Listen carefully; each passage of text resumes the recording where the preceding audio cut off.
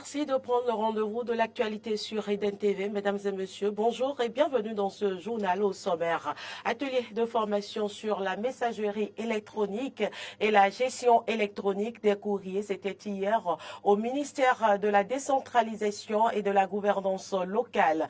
Le tournoi Intermédia Team 2023 a connu son épilogue hier avec l'équipe de football du groupe de presse ITV International Eden TV Diaspora FM, sacrée vice-championne. Et puis hors de nos frontières, au Nigeria, au moins 113 personnes tuées dans des attaques dans le centre du pays. Les détails dans ce journal.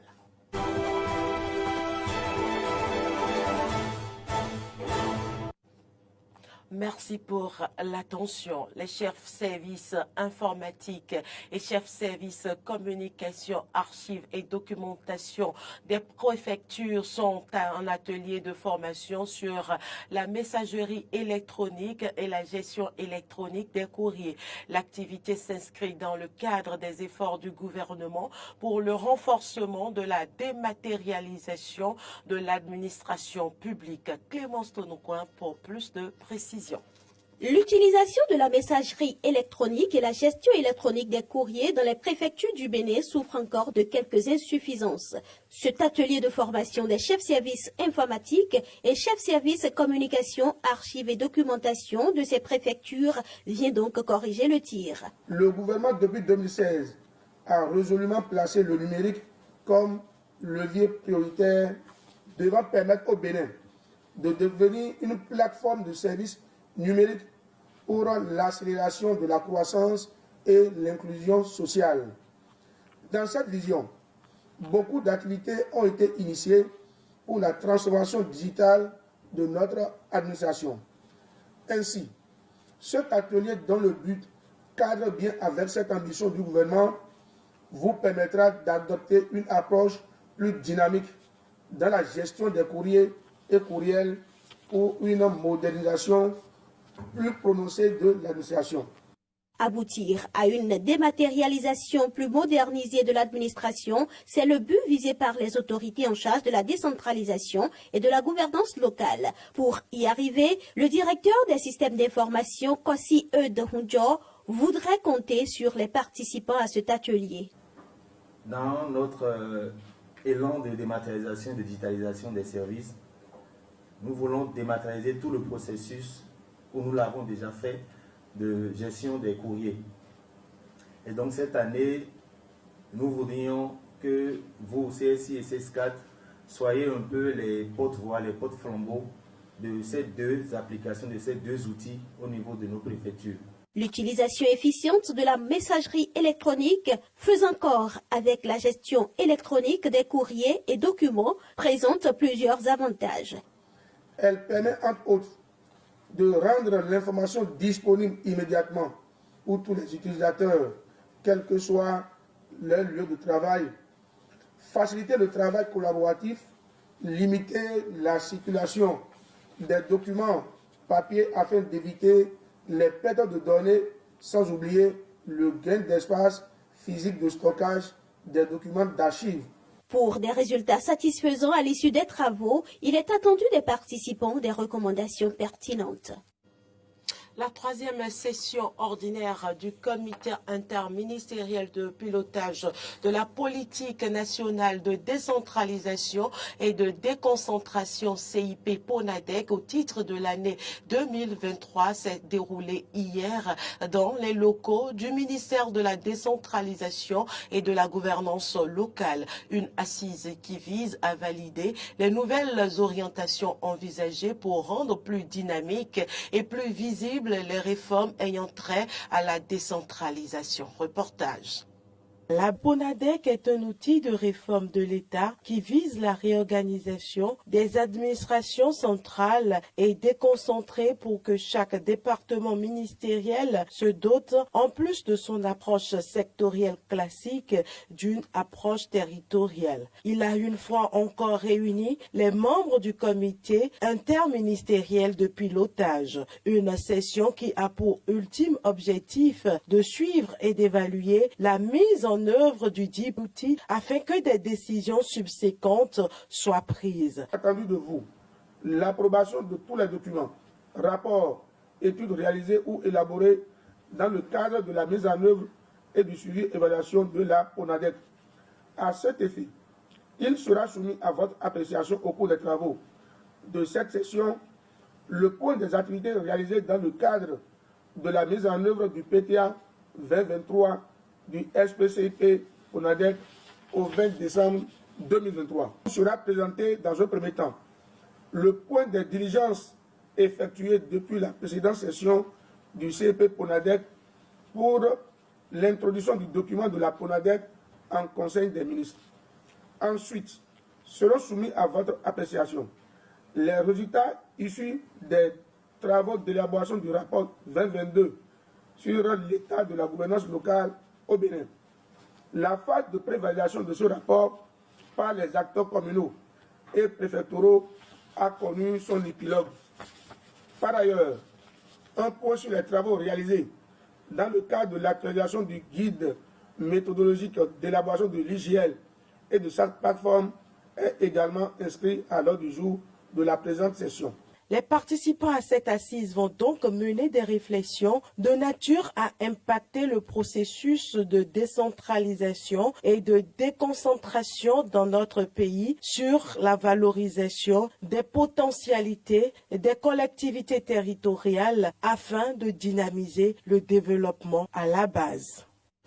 Au registre politique, vous le savez, depuis le congrès du 16 décembre au Palais des Congrès à Cotonou, l'UDBN a changé de dénomination et est devenue Renaissance nationale. Cette mutation touche également l'école du parti qui a désormais pour ambition d'être au cœur du bon fonctionnement de cette formation politique. Plus de détails.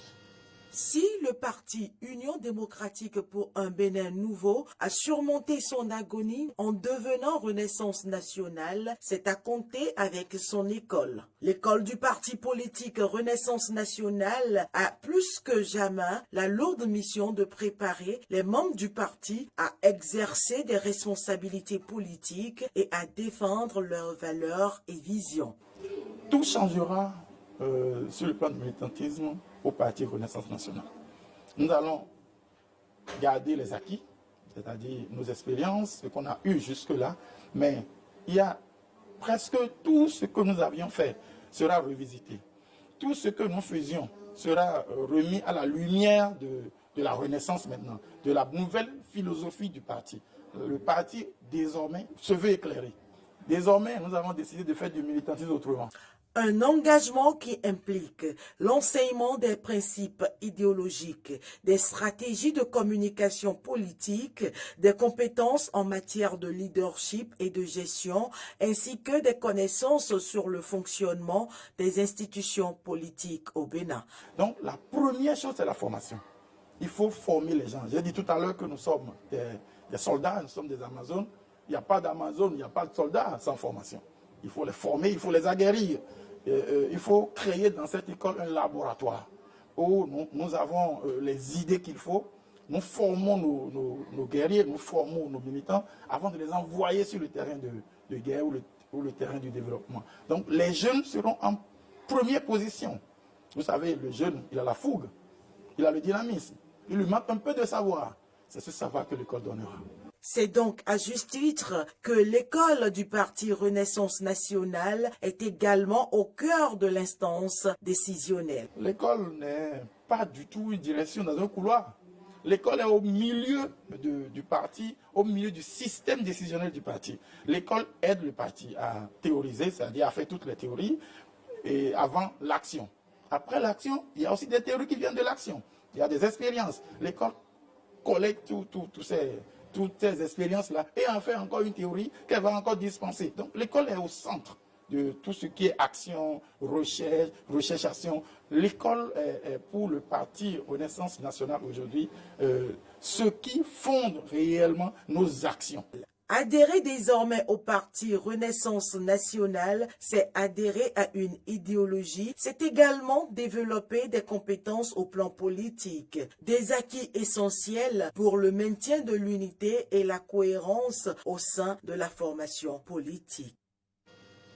Je l'annonçais en début d'édition, la finale de la 6e édition du tournoi organisé par le réseau des journalistes de sport du Bénin, RJSB, présidé par René José Sagbo, avec le soutien du Fonds national pour le développement des activités de jeunesse sportive, sport et loisirs, regroupant 4 organes de presse, dont Nagra FC de l'ORTV, Eden TV, Diaspora FM, Le Héros et le Révélateur. La compétition s'est achevée hier avec le sacre de Nagra FC de l'ORTB qui conserve son titre en s'imposant en finale devant Eden TV sur le score de 4-3. Arthur Rindeau pour les détails.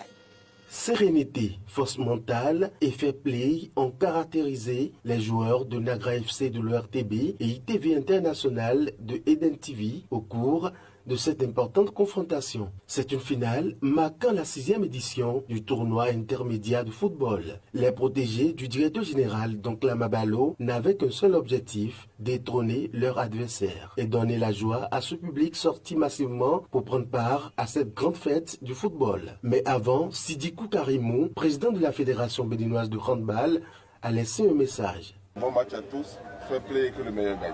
20h30. C'est le coup d'envoi. Les tentatives de frappe proviennent de part et d'autre des deux équipes. Les joueurs de Nagra FC semblent mettre en place une tactique défensive qui permettra à la 3e minute de jeu de faire trembler les filets du côté de Eden TV Diaspora FM. Le but est signé numéro 10, Jaurès Zanou.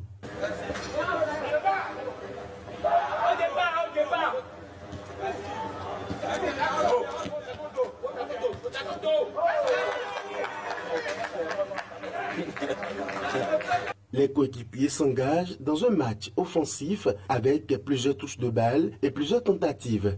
La cage est bien encerclée car Nagra FC avait soif de mettre un peu plus tôt un 2e but. C'est pendant ce temps que Eden TV se réveilla, multiplie les occasions et effraie de temps à autre le gardien de Nagra.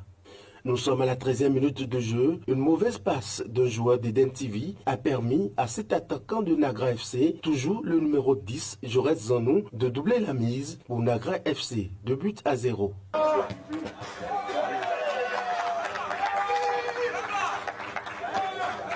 Eden TV Diaspora FM reprend la possession du ballon, tente quelques occasions de frappe, mais c'est finalement au travers de cette occasion que les Bleus vont réduire le score. Le but est signé à Glossi Jacques, dossard numéro 44 et est marqué à la 15e minute de jeu. Eden TV 1, Nagra FC 2.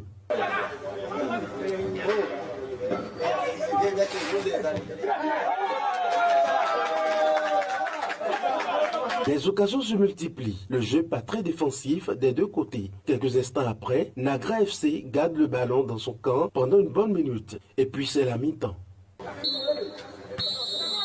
Au retour, sur une faute commise sur l'un des joueurs de Nagra FC, l'arbitre accorde un coup franc au joueur de l'OITB qui en profite pour alourdir le score qui devient 3-1. Il est signé cette fois-ci Déguénon Prosper et est marqué à la 29e minute.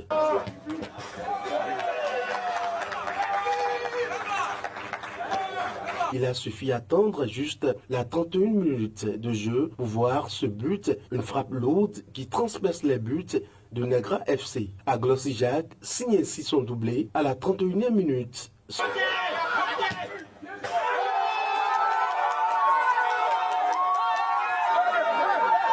Nagra FC, quelques minutes après, un 4e but, le but décisif à la 50e minute.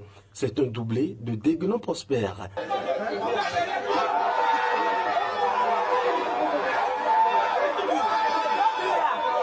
La compétition s'achève avec le sacre de Nagra FC de l'ORTB qui conserve son titre en s'imposant devant Eden TV Diaspora FM sur le score de 4-3.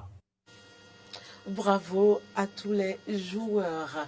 Actualité en dehors du Bénin, des attaques menées par des groupes armés ont fait au moins 113 personnes tuées dans plusieurs villages de l'état du Plateau dans le centre du Nigeria, ont annoncé hier les autorités locales. Ces groupes qualifiés de bandits ont commencé dans la circonscription de Bokos, puis ont débordé dans celle voisine de Barkel. lundi où 30 morts ont été retrouvés selon Danjuma Dakil, son président. Dimanche, le gouverneur de l'État du Plateau, Caleb Mofouang, avait qualifié cette action armée de barbare, brutale et injustifiée. Des mesures proactives seront prises par le gouverneur pour freiner les attaques en cours contre les citoyens innocents, avait déclaré Nyang Béré, le porte-parole du gouvernement. Et ce sera tout pour cette édition. Merci pour l'attention. Les informations se poursuivent sur nos différentes plateformes Facebook, YouTube, Twitter et sur notre application téléchargeable sur Play Store et App Store Eden TV Diaspora FM. Très bientôt.